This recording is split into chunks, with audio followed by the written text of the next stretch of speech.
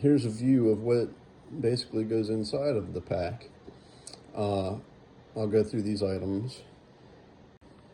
First, the Nylaflume bag, which is the pack liner. As I'm sure many of you know, this keeps things, excuse me, dry on the inside when it's wet on the outside.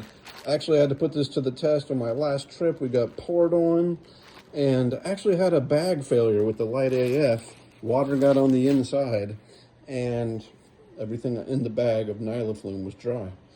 Not too bad. All right, so this is my food storage bag. It is a Dyneema flat laying zipper closed bag that I got, I believe on Etsy, which you can order a plethora of things on Etsy. Works great. Love the style, love the opening. The only downfall is if I'm using one of those odor-proof bags that opens more vertically. Sometimes it's a bit of a pain because you still have to unroll that bag and open it while it's in this one, but nothing too major.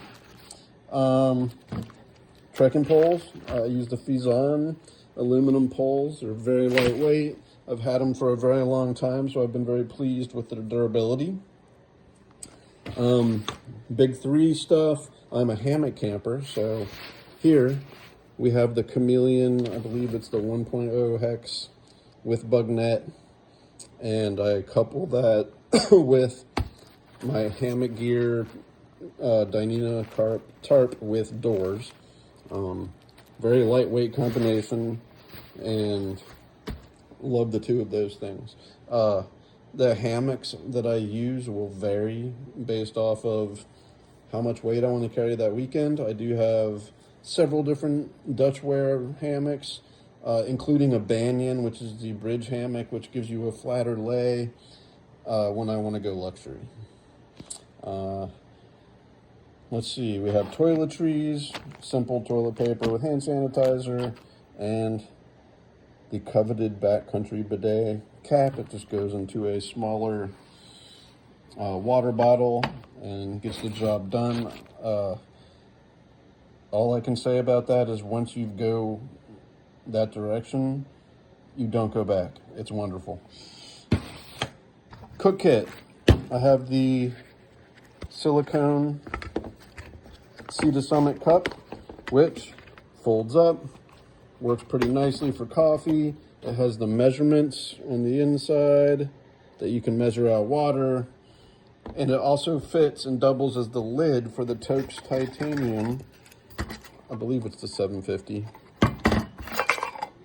It's been burned off over the years, so I don't know exactly. The stove will also vary. Typically, I would use the BRS, which is the common, really lightweight titanium stove that just screws on top of the can. Based off of some YouTube reviews, I heard about this budget. I think it's the Camping Moon one that comes with the legs that go on it. For fuel efficiency, you sacrifice a little bit of weight, but it definitely boils your pot faster as well as saves fuel. So I'm going to do a few more test runs of that. It all nests pretty nicely inside of the cup. Definitely if I'm using this, with this it protrudes a little bit, but that doesn't matter because of the silicone top. Once it clicks on, it just protrudes a little bit.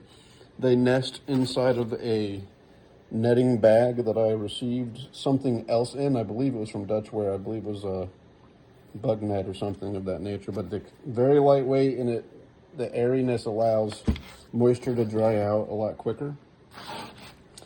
Here's a special item. I was a Helionox Chair Zero user exclusively, but I wanted to see if I could go lighter, and based off of that, I found this.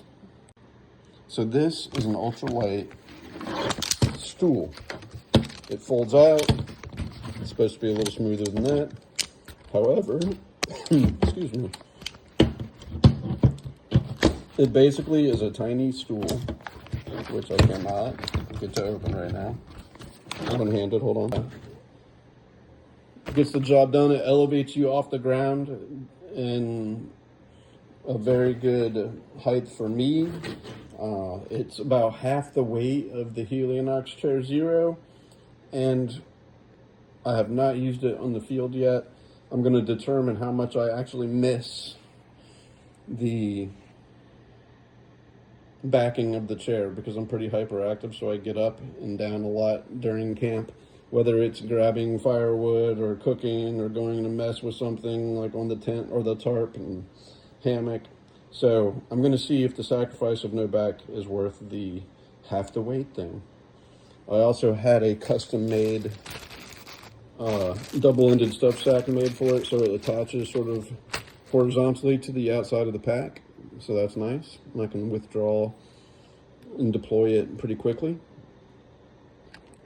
Moving right along, we have the bear bag with carabiner. I think it's like 50 feet of glow wire, little Dyneema sack that you can put a stone in. Use that. I have a first aid kit, your basic Band-Aids, medications, repair patch kits. There's some Leukotape in there, tenacious tape. I do carry an extra pair of shoelaces just in case. Never have actually needed them, so they may or may not be out in the future. Deuce of spades, the trowel. My electronics are somewhat simple. I do the Nitecore original. Eventually that'll be upgraded so I don't have to use the old USB style anymore. The Govee, which is the temperature weather center that's portable. Pretty cool, all the things that you can figure out about the weather and what it has been and what it is now, and I use a very small percentage of the information. The Nitecore 10,000 milliamp battery charger with a few of the cords that come with it, including the watch charger for my Apple Watch. Water filtration system. This is a little overkill. Depending on where we're going, some or all of this will come with me. Of course, the Katadyn water filter with the Canuck bladder, and then depending on where I'm going, I might bring the 1 liter and the smaller. Just depends. So then we have some basic clothing. I've recently gotten the Alpha Direct. That's the mid-grade one. I believe it's the 90. Absolutely incredible how much that functions. I was very surprised. I also have a puffy that will come in more extreme weather, and that is from Decathlon, which is like the Mountain Hardwear Ghost Whisperer knockoff. A little bit heavier, but functionality essentially the same thing. We've got a pack cover here, which is still nylon. We got the Buff regular, and then just a skull cap, which is always with me regardless because it's so light that sometimes you just like to have something on your head when you sleep. A lot of times it doesn't get used. We got the Frog Togs rain jacket. I think that's like the Frog Togs Extreme or something like that. I don't remember the exact name. This is a symbol of the hammock quilts that I own. I have a couple of under quilts and a couple of top quilts. And again, depending on temperature, that'll be what I bring. Most times for 3 seasons, I will bring a 40-degree top quilt, and I believe it's a 40-degree under quilt, if I'm remembering that accurately. I also have colder weather. I have like a 15-degree and 20-degree top and bottom, just in case I'm out there when it's colder weather. So covers it. Other clothing would include, typically I do shorts, some sort of exercise shorts. I like to wear these Eddie Bauers that I found in TJ Maxx because of the price primarily. And sometimes I will go with pants, a sun hoodie, which I have from Outdoor Vitals, and just some sort of moisture wicking t-shirt, usually some sort of cheap brand. Again, a TJ Maxx find or something on Amazon. But overall, that's what I find in my kit. All of this as a base weight comes in